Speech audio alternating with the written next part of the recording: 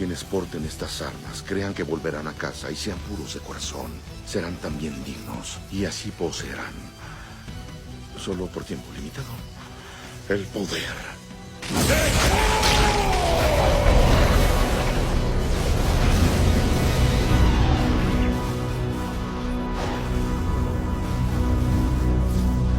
General Axel,